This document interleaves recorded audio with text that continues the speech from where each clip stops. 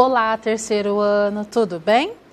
Hoje nós estamos aqui reunidos para mais uma aula de História e Geografia, aula 14, relacionado à unidade 15 do campo para a cidade, tudo bem? Peguem seu material, lápis de cor, lápis, borracha, vamos lá? A nossa rotina de hoje é referente à unidade 15, página 137, o Trocar Ideias, página 137, atividade 1, página 138. Vamos falar sobre o êxodo rural do Brasil, causas do êxodo rural, na página 139. Atividade 2, página 140, consequências do êxodo rural, página 140 até a 142. Atividade 3, página 143. E a nossa tarefinha, da página 144. Combinado? Abram lá na página 137. Na aula de hoje, nós vamos conhecer o processo de migração da população brasileira do campo para a cidade, identificar algumas causas e consequências do êxodo rural, analisar gráfico com a distribuição rural e urbana no Brasil e perceber em que década a população passa a ser predominantemente urbana, tá bom? Vamos lá? Página 137. Abriram aí? Do campo para a cidade. Há pouco mais de 50 anos, a maioria da população vivia maior parte no campo. E haviam poucas cidades no país. Com o passar do tempo, isso mudou. E atualmente, nosso país conta com várias cidades com milhões de moradores. Vamos analisar essas duas imagens? São referentes a Manaus, capital do Amazonas, uma em 1920 e a outra foi tirada em 2010. Vamos observar bem o que a gente tem visto nessas duas imagens. Ambas são referentes ao Teatro Amazonas. A primeira foi tirada quando ele foi construído esse teatro em 1896 e a foto foi tirada em 1920, né? E em volta aqui, ó, é Manaus. E aqui também o mesmo teatro, né? E o entorno Manaus. O que a gente pode e a foto tirada em 2010. O que a gente percebe de 1920, essa primeira foto, e na foto de 2010, pessoal? Para começar, a gente já vê que assim, ó, não tinham tantos prédios, né? Eram poucas casas construídas. Aqui também a gente pode perceber assim, pouca vegetação aqui na frente do teatro. Nessa daqui a gente já vê uma grande evolução. Construção dos prédios, várias casas, né? Tem assim, mais assim, um jardim, algo assim, na frente do teatro.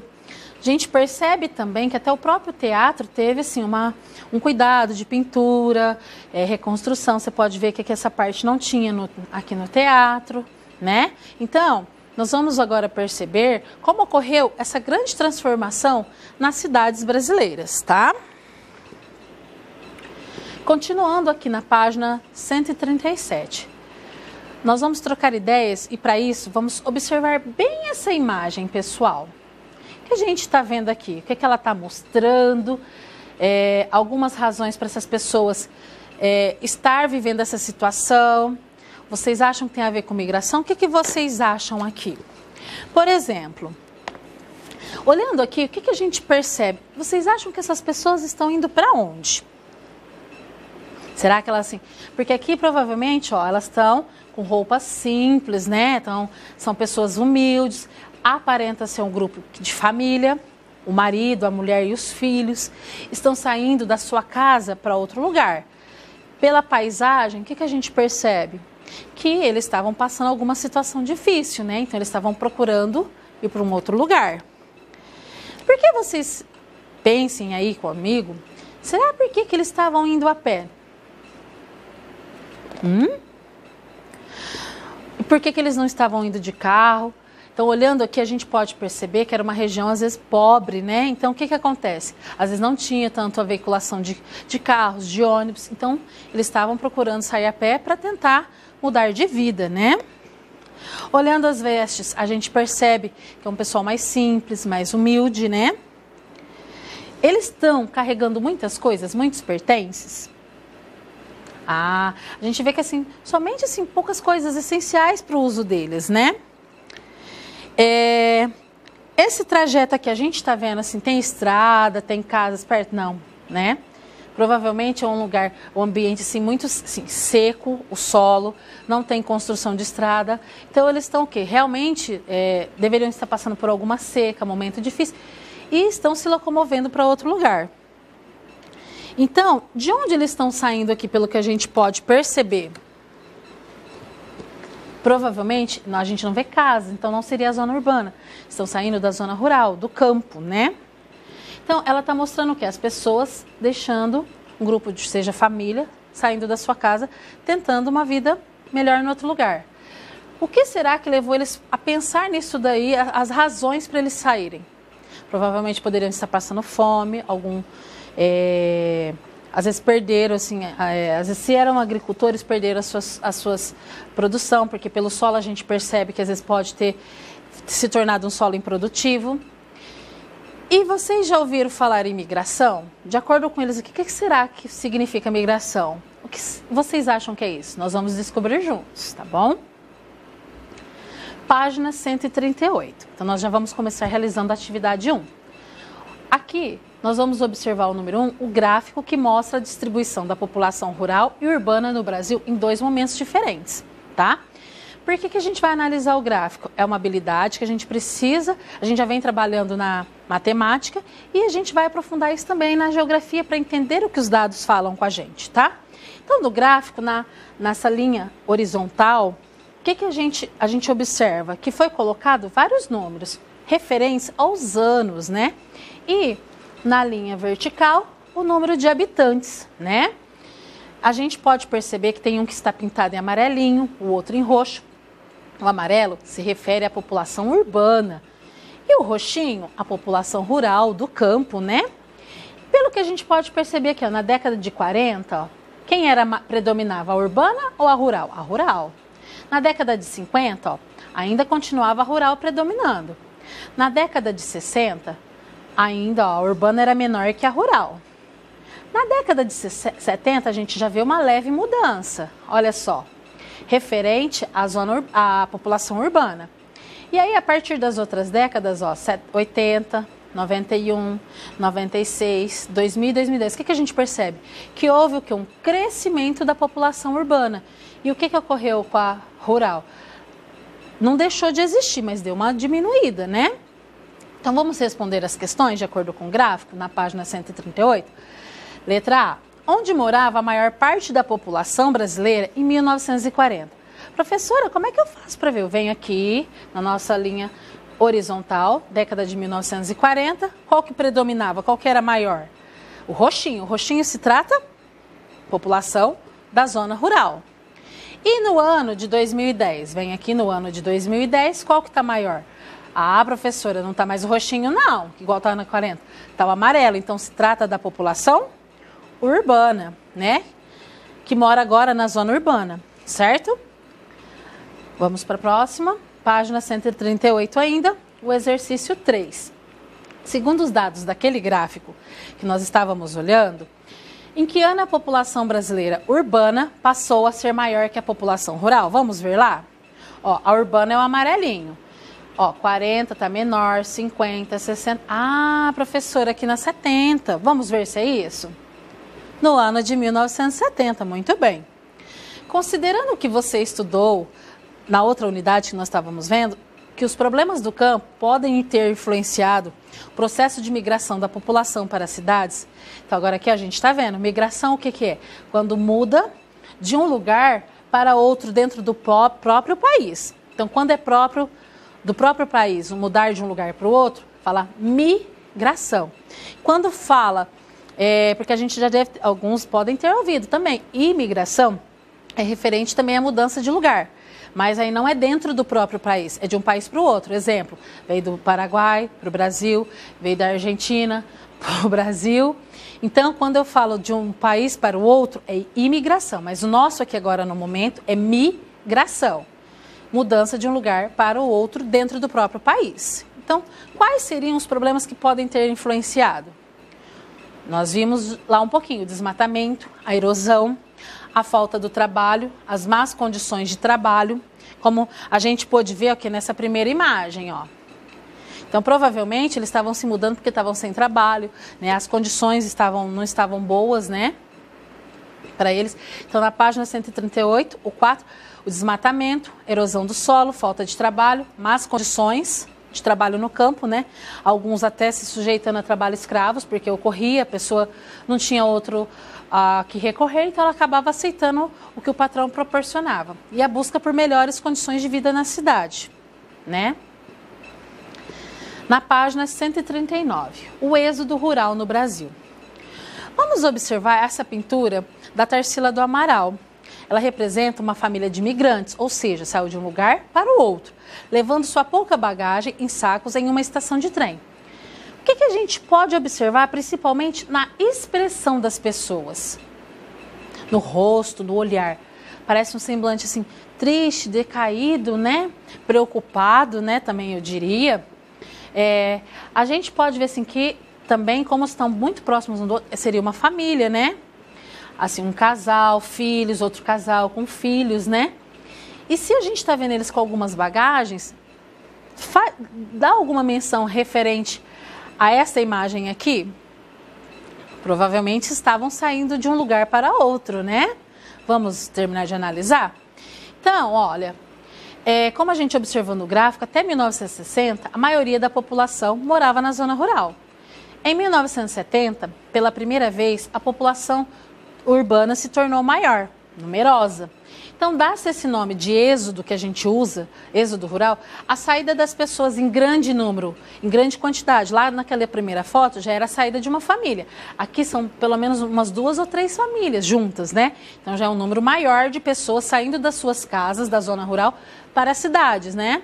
Então, quando eles se mudam do campo para a cidade. Esse fenômeno não acontece só aqui no Brasil, mas também em várias outras partes do mundo, né? Na página 139 ainda, causas do êxodo rural. Por que ocorreu e ainda ocorre o êxodo rural? Essa mudança das pessoas da zona rural para a cidade. Ele ocorre por várias razões, ou seja, tem várias causas, né? Nós vamos conhecer algumas. A primeira, o desmatamento, como a gente falou na outra unidade, ou seja, a retirada dessas árvores, a retirada dessas plantas em excesso, sem repor, é uma das razões.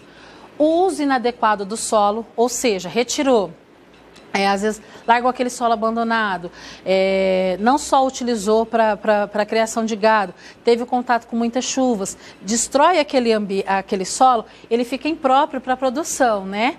Então, ele se torna infértil, ou seja, a família não consegue trabalhar e produzir seu alimento. Porque muitas dessas famílias que vivem no campo, a sua produção é para a sua sobrevivência. Então, alguns casos também vendem para os comerciantes, mas aí ele não consegue nem produzir para si e nem vender. Então, ele vai ficar o quê? Sem ferramenta de trabalho, sem lugar para trabalhar. Então, por conta do desmatamento e uso inadequado do solo, eles acabam também contribuindo para o êxodo rural. Outro motivo também, outra causa, a partir de 1960, as indústrias passaram a produzir máquinas agrícolas, né? O que as tornou mais baratas que antes. O uso das máquinas, professora, então não põe máquina, deixa os trabalhadores trabalhar. A máquina, pessoal, ela tem o lado positivo, ela aumenta a produtividade daquele produtor. Então, se faz necessário. Só que o problema é que, às vezes, no lugar é retirado, às vezes, vários trabalhadores para estar utilizando essa máquina. Aí, esses trabalhadores perdem seus empregos, perdem o trabalho nas fazendas e são obrigados a ir para a cidade. Então, o que seria legal? Utilizou a máquina, coloca aquele trabalhador numa outra função. Mas aqui o que aconteceu? Muitos perderam o emprego, então eles não tinham outra possibilidade de trabalho, então eles tiveram que se mudar, contribuindo para o êxodo rural. Terceiro, no Brasil, muitas pessoas não têm registro das suas propriedades, o que gera uma grande disputa de terra. Vocês já devem ter visto em noticiário, quando tem aquela disputa entre as tribos indígenas, por conta do território, que eles falam que é deles, direcionado para eles, e às vezes outras pessoas querendo disputar aquelas mesmas terras, né? Ou quando a gente vê conflito entre produtores mesmo, e às vezes pessoal sem terra que não tem onde morar, às vezes aquela briga, aquela disputa pelo aquele espaço, aquele lugar, né? E essas disputas fazem o quê? Que as pessoas, sejam sem terra, sejam os indígenas, ou às vezes assim, trabalhadores, né? Sejam expulsos de onde vivem, e eles acabam tendo que ir também para a cidade. Outro motivo do êxodo rural, outra causa, com o crescimento das cidades e dos serviços públicos, muitas famílias migraram do campo para ter acesso às escolas, serviços médicos, transporte, saneamento, luz elétrica. Por quê? Na zona rural, às vezes, não tem isso, né? E aí, assim, os pais precisam colocar os filhos para estudar, ter acesso a médico, a transporte, a compra mesmo de alguma coisa para a sua sobrevivência, e às vezes no sítio, no campo, não tem, né? Aqui, ó, uma foto, você pode ver que aqui provavelmente está enchendo mais, assim, a máquina agrícola está fazendo o trabalho que às vezes ele faria com um monte de homens, uma máquina faz um trabalho triplicado do que a quantidade de trabalhadores e mais rápido, né? Atividade 2, na página 140. De acordo com o que nós conversamos, o que vocês entenderam por êxodo rural? Às vezes é uma palavrinha chata. Ai, tia, êxodo, ó, escreve com X, mas eu falo, é um X com som de Z. Êxodo rural. Mas dá pra gente entender pelo contexto que a professora explicou, tá? Então, por que está grifado? É a parte importante da pergunta. O que você entendeu? Então, aqui eu vou pôr uma sugestão, mas vocês podem colocar com as palavras de vocês, tá bom?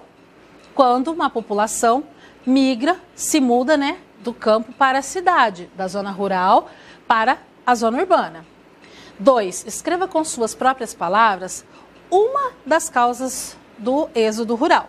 Nós falamos algumas, eu coloquei umas 4 aqui, lembram que a gente estava conversando? Então, aqui, ó, o que eu tenho que fazer?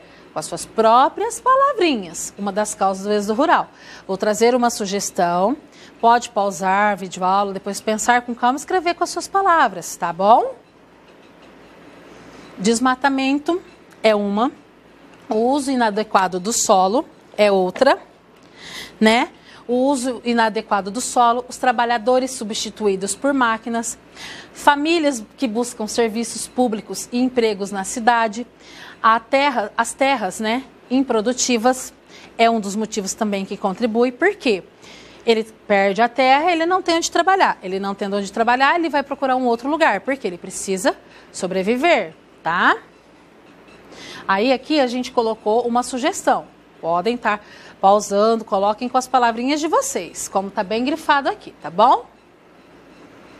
Continuando aí, na página 140. Vamos lá? Abriram aí? Consequências do êxodo rural. Com o êxodo rural, muitas famílias de imigrantes puderam melhorar suas condições de vida, conseguir o trabalho na cidade, passar a ganhar mais e a ter acesso a serviços públicos, principalmente escola para seus filhos. Os migrantes de todas as regiões do país levaram para a cidade sua cultura, sua música, sua religiosidade e sua culinária, entre outros saberes e costumes. Por que o êxodo rural foi assim, ele tem o lado também positivo e tem o lado negativo, tá? Por que eu digo isso? Quando sai bastante pessoas da zona rural para a zona urbana, será que vai assim ocorrer boas condições, tudo certo para todo mundo? Fiquem com esse pensamento aí, já vamos voltar nele. O lado positivo, o que acontece? Como nosso país é muito amplo, muito grande, então, às vezes, assim, a comida que a gente come aqui, às vezes não é a mesma que o pessoal no Nordeste come, ou que no Norte come. Eles têm, às vezes, algum tempero que, assim, dá um ingrediente, esse é um ingrediente que traz algo a mais na comida, então já é uma contribuição. Na música, a gente percebe que, às vezes, vários cantores que a gente ouve aí, não é o mesmo sotaque do que a gente ouve aqui no estado de São Paulo, né? Então, a religiosidade, cada um tem a sua, né? Então, também tem essa forte influência. Na culinária, como eu falei, na alimentação. Por exemplo, eu sei que em Minas o pessoal gosta bastante de comer com coentro. Aqui no estado de São Paulo, não é que não tem, mas é menos. E o coentro, assim, deixa às vezes a alimentação um pouco mais forte. Vai do paladar, do gosto de cada um, né? Então, essas são algumas das influências positivas, né? Sejam também nos festivais, apresentações de danças, de música. Isso seria, eu vejo, assim, uma contribuição positiva. Agora, a gente também vê que, por isso que a gente se observa na população urbana uma certa nostalgia. Eles ficam, ou seja, com saudade da vida e cultura no campo, né? Porque, querendo ou não, vem para a cidade, muda-se um pouco os hábitos. Então, eles ficam com esse momento de saudosismo. Tanto que as músicas sertanejas, as festas do peão, os hotéis fazenda, comida caipira, tem muitos fãs entre os moradores da cidade. Eu, particularmente, adoro uma comida mais assim. Por quê? Nos faz remeter assim, aos nossos familiares mais antigos, a costumes, né, que a gente tem. Porque, querendo ou não, na nossa própria família tem pessoas de outros estados, né? Por exemplo, eu tenho avós de Minas, daqui do estado de São Paulo e da Bahia. Então, é uma mistura de cultura, né? Então, nossa própria família tem. Mas o êxodo rural rápido e desordenado também provoca problemas nas cidades, ou seja, tem consequências negativas, que nós vamos conhecer algumas, tá? Na página 141, vamos lá? Desemprego e subemprego. Os trabalhadores rurais são qualificados para o trabalho no campo. Os pais ensinam aos filhos a cuidar dos rebanhos, arar o solo, plantar, colher e armazenar os alimentos. Porém, esse tipo de conhecimento nem sempre vai ser útil após a mudança dessas famílias para a cidade, né? O trabalho urbano ocorre no comércio, nas fábricas, nas universidades, nos bancos e requer outros conhecimentos, principalmente os que são adquiridos na escola. Ou seja, quando eles vêm para a cidade, eles enfrentam esse desafio, porque normalmente na zona rural, às vezes eles não têm acesso a tanto estudo, né? Por mais que tenha assim, o transporte, que traz as crianças até a escola, mas às vezes, muitas, dependendo da faixa etária, abandonam os estudos. E quando vem essa mudança para a cidade, chega aqui, não é que o conhecimento deles da zona rural não serve, não é adequado. É que aí aqui na cidade são outros tipos de serviço. E aí eles vão sentir falta do quê? Dos conhecimentos adquiridos na escola, que se faz importante. Às vezes é 100% garantido o que você aprende na escola. Você vai ter assim, um trabalho, você vai lutar para trabalhar dentro assim, de algo que você conquista na escola. É uma porcentagem maior de você conseguir, né? Porque, às vezes, o que ele tem de aprendizado no campo, ele não vai conseguir utilizar em algum trabalho dele aqui na cidade, tá? Então, ou seja, sem esse preparo para o trabalho urbano, muitos migrantes ficam desempregados ou só conseguem subempregos. O que significa subemprego? É um emprego mal remunerado e sem garantias legais, ou seja, sem direito a férias, contribuição previdenciária, fundo de garantia, pagamento de hora extra, 13º, né? Então, muitos acabam caindo na informalidade que fala, né? Ou seja, ele não vai ter, às vezes, aquela firma aberta, ele vai vender ali, assim, sem ter aquela autorização. Então, o que acontece? Muitos têm que, às vezes, vendem seus produtos, mas conforme chega uma fiscalização, tem que sair dali, porque ele não está autorizado a fazer esse tipo de venda, né? Então, muitos onde entram no subemprego. Aqui a gente está vendo que ele é subempregado vendendo camisetas na praia da seleção brasileira, no Rio de Janeiro. E aqui, ó, fila de pessoas, onde a gente vê, quando tem vagas de emprego, oferta de emprego, normalmente a gente vê aquelas filas quilométricas. Por quê? São pessoas que não conseguiram se colocar no mercado de trabalho, né? Então, a procura é muito grande. Então, por isso é uma das causas negativas na cidade, porque veio muitas pessoas de maneira desordenada e desorganizada, que às vezes a cidade não estava preparada para receber, né? Continuando na página 141 e 142, outra consequência é a favelização, que é o crescimento do número de favelas que já passaram a fazer parte da paisagem de muitas cidades brasileiras. Quem é aqui do estado de São Paulo, quando vai para São Paulo, você já visualiza bastante nos altos de morros, né?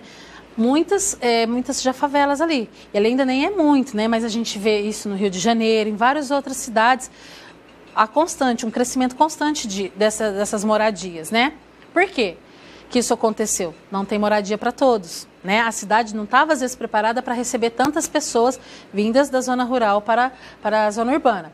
Então, as que estão disponíveis, normalmente são caras, principalmente aquelas situadas com lugares com bons serviços públicos, né?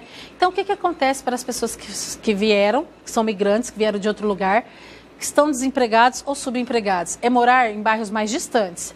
Pode ocorrer que não tenha água encanada, não tenha rede de esgoto, não tenha transporte público, falta escolas, postos de saúde, segurança.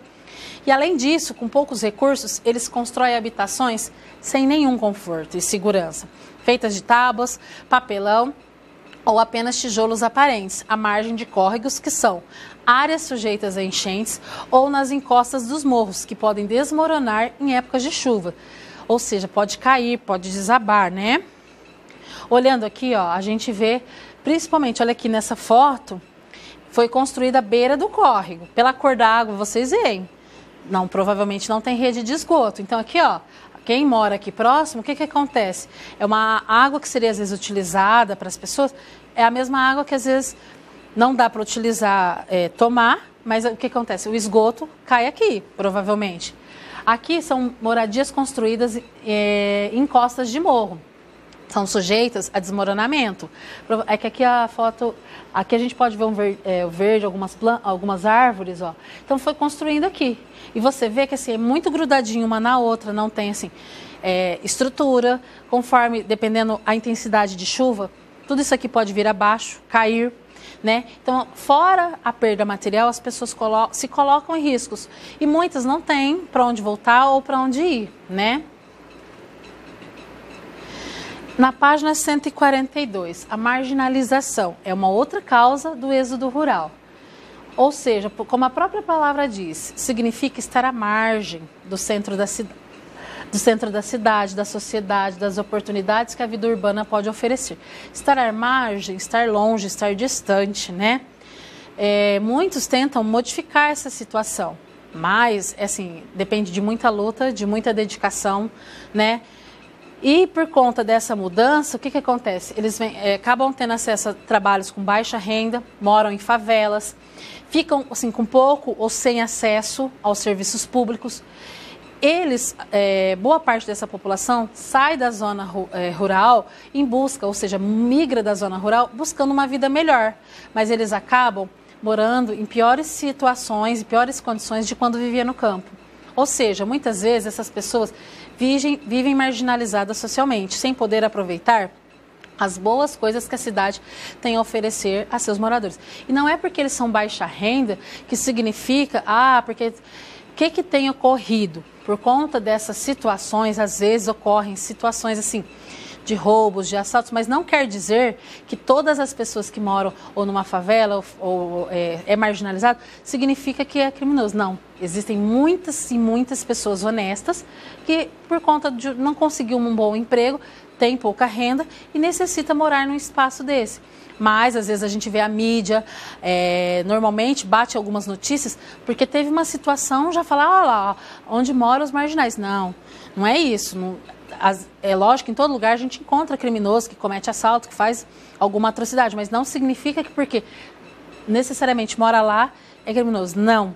É devido à falta de condições, de baixa renda, que você vai observar pessoas morando nesse lugar. E pessoas, muitas das vezes, honestas e trabalhadoras. Só não conseguiram ter uma oportunidade de ter uma renda melhor, um trabalho com uma renda melhor. Vamos agora para a página 143, tá bom? Atividade 3. Para realizar atividades, a gente vai fazer uma reflexão nessas duas imagens. Pelo que a gente pode ver, o personagem está com a mesma roupa, né? Aqui a primeira imagem está no campo, a segunda na cidade, ele está abaixado. Pelo que a gente pode perceber, ele está realizando um trabalho. Aqui no campo, recolhendo alguma plantação. Aqui a gente pode perceber o quê, ó? Pelo caminhãozinho. Está recolhendo lixo. Então, às vezes aqui, ó, ele veio e não, a gente já pode perceber que ele às vezes não conseguiu assim, um trabalho tão melhor. Vamos ver? Observando as ilustrações, considerando que nós estudamos no tópico êxodo rural no Brasil, responda as questões. Número 1, letra A. Quem são as personagens das ilustrações? Normalmente, homens trabalhadores, né? Letra B. você sabe que a passagem de um quadrinho a outro revela também a passagem do tempo. Com base nisso, responda o que há de semelhante. A gente já viu isso. A professora já, nas aulas anteriores, falou sobre semelhança e diferença. Diferença, como a própria palavra diz, é diferente. Agora, semelhante é bem próximo, parecido, igual, né? Com base nisso, o que há de semelhante entre os dois quadrinhos? A semelhança, tem os dois homens trabalhando e estão abaixados. A diferença, no campo, trabalham colhendo aquilo que plantaram. E na cidade, colhendo lixos pelas ruas, né? A letra C. De acordo com a análise que você fez, reflita e responda que problema essas ilustrações revelam, tanto no campo quanto na cidade. Vamos ver? Revelam os problemas que muitos migrantes, ou seja, muitas pessoas encontram na cidade, porque eles saem achando que vão, aqui eles estão recolhendo o que eles plantaram, cultivaram, e aí ele sai achando que ele vai ter algum emprego melhor, e muitas das vezes não, eles ficam subempregados ou desempregados, né? Na página 142, exercício 2, assinale a alternativa correta. Muitos migrantes rurais, quando chegam à cidade, não encontram um emprego. Por quê? Não são qualificados para o trabalho urbano, não quiseram ir à escola quando crianças ou não querem procurar emprego na cidade. Não são qualificados para o trabalho urbano, tá? Precisou, retoma a videoaula, pausa com calma. Coloca, igual que no primeiro exercício, com as palavrinhas de vocês, dentro do que a gente está estudando, tá bom? Façam com calma e com capricho. Né? Agora na página 143 ainda, o exercício 3. Então, você vai voltar na parte que fala o tópico favelização. Esse tópico, ele está aqui, ó, na página, o da favelização está na página 141 e 142, tá bom? Eu vou passar aqui, fazer o exercício, depois com calma você volta, tá? Porque o exercício está na página 143, mas você vai voltar na página, no tema favelização e localizar para grifar, tá bom? Façam com calma, passam a lápis primeiro, depois que tiver certinho, que você viu, aí você vai passar o lápis de cor conforme vai pedir na atividade, tá bom? Opa. Aí aqui na página 143, voltando lá na página, no texto que vai estar na página 141, nós vamos grifar com lápis azul, você vai precisar aqui nessa atividade do lápis de cor azul e o vermelho. Primeiro agora o azul, as causas do aumento do número de favelas. As causas, vamos localizar? Isso aconteceu porque não há moradias para todos. As que estão disponíveis são caras, principalmente as que estão situadas em bairros com bons serviços públicos, tá vendo? Nós vamos localizar e grifar de azul. Pode fazer a lápis primeiro, achou lá na página, depois tá certo? Faça com azul, tá bom? E agora com lápis de cor vermelho, pegaram aí? As consequências dessa favelização. Olha lá, vamos ver se tem a ver com as consequências? Morar em bairros distantes, não tem água encanada, não tem rede de esgoto, transporte público, escolas, postos de saúde e segurança. Além disso, com poucos recursos, ou seja, com pouca renda, eles constroem habitações sem nenhum conforto, segurança, feita de tábuas, papelão ou apenas tijolos, à margem dos córregos, que são áreas sujeitas a enchentes ou nas encostas dos morros, que podem desmoronar em época de chuvas. Então isso aqui, ó, é consequência dessa favelização, da mudança do pessoal, né? Podem depois voltar com calma e fazer, tá bom? E agora nós chegamos na nossa tarefinha de hoje, da página 144. Nós vamos realizar o exercício 1 e 3. O 2 não é para fazer, tá bom? Porque o 2 seria para você entrevistar uma pessoa ou ir na casa de alguém. Devido ao nosso momento de pandemia, vocês não irão fazer o 2. Ele não está circulado. Vocês só vão fazer o 1 e o 3 que está circulado. O 1, vocês vão lá na página 138, vai observar o gráfico da distribuição da população rural e urbana e responder as questões. Aqui na apostila não vai ter espaço. Respondam no caderno, coloca a página da tarefinha, coloca o exercício e letra A. Lê o gráfico e responde a perguntinha A. Depois, feito no caderno, responde a letra B. E o que revela sobre a população rural nessas mesmas décadas que está citando na letra A, tá bom? 1940 e 2010. Acabou o exercício 1 no caderno? Pula uma linha. Aí põe o exercício 3, página 144. Consequências do êxodo rural, lá na página 140, 142, você vai ler, tá? E vai responder aqui, ó, letra A. Escolha um desses tópicos que a gente estudou, que está aqui embaixo, desemprego e subemprego, favelização e marginalização, e faça um desenho de um deles para você ilustrar. Então, por isso tem que ser no caderno, tá? Capricha no desenho, pois ele... a professora depois, conforme você... Porque aqui fala no mural da classe. Conforme você enviar a foto, ela pode depois, assim, tá falando sobre o desenho que você fez, tá bom? E dê um título para esse desenho. Se você fez o do desemprego, escreve desemprego e subemprego, né? Se for da favelização, da favelização. Se for da marginalização, da marginalização. Em cada tópico tem algumas figuras que ajudam vocês a pensar no desenho. Então façam com muito capricho, pintem bem bonito, tá bom? E aqui chegamos no nosso roteirinho, tá? Que fala sobre fazer a página 144, exercícios 1 e 3. Aliás, 1 e 3 no caderno, tá? Porque não tem espaço. Ó, as respostas e o desenho devem ser feitos no caderno. Não tem espaço na apostila, tá bom? Tira uma foto da atividade, da tarefa e envia para o seu professor para ele realizar as correções e tirar suas dúvidas, tá?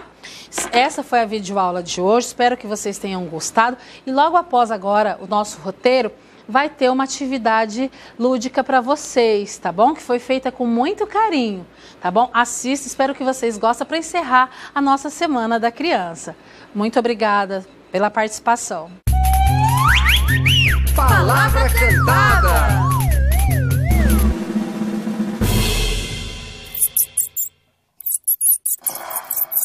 Vamos lá! Todo rato tem rabo longo, todo rato tem faro esperto, todo rato curte escuro, lambe restos, todo rato deixa rastros, todo rato trai mente, todo rato assusta a gente, todo rato anda em bando, são os ratos, são os ratos bem malandros.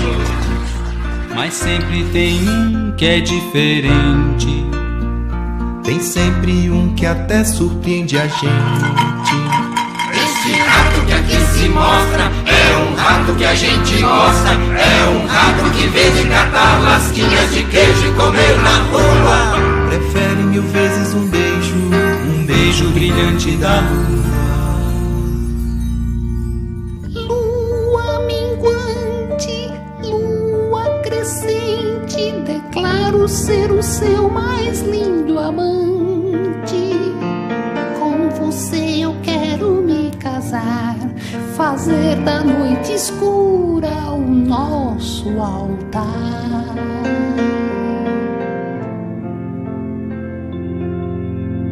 Rato, meu querido rato, eu não sou assim de fino trato. Pra selar esse contrato, minha luz é passageira, fico sempre por um triz. Mesmo quando estou inteira, vem a nuvem me cobrir. Ela sim, nuvem faceira, é que lhe fará feliz. Nuvem redonda que cobre o luar, declaro ser o seu mais lindo amante. E com você eu quero me casar, fazer do céu imenso nosso altar. Rato, meu querido rato, eu não sou assim de fino trato. Pra selar este contrato, minha sombra é tão nublada, fico sempre por um triz. Mesmo quando estou parada, vem a brisa me diluir. Ela sim, brisa danada, é que lhe fará feliz.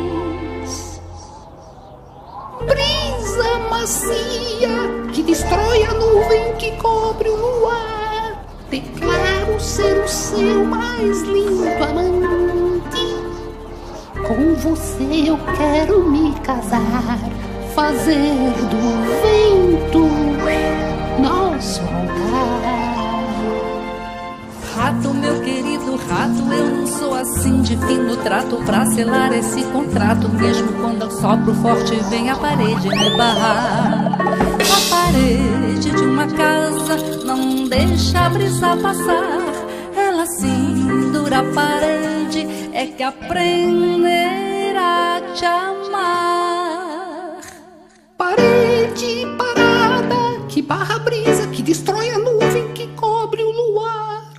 Declaro ser o seu mais lindo amante, e com você eu quero me casar, fazer da terra o nosso altar.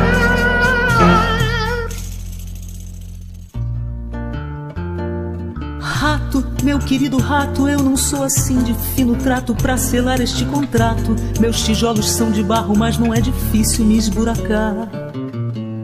Mesmo sendo bem segura, vem a ratinha me cavucar. Só a ratinha bem dentuça saberá como te amar.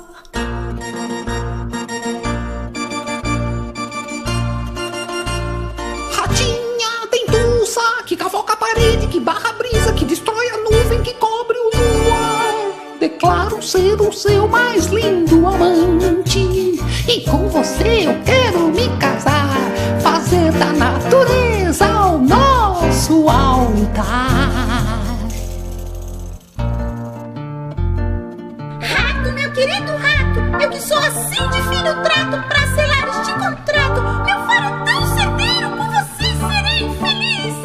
Mesmo não sendo perfeita, eu sou a ratinha eleita, fico toda aqui sem jeito, esperando um grande queijo. Ops! Esperando um grande beijo. Toda rata tem rabo longo, toda rata tem faro esperto, toda rata curte escuro, lambe restos, toda rata deixa rastros, toda rata trai mente, toda rata assusta gente, toda rata anda em bando. São as ratas, são as ratas, são as ratas bem malandras.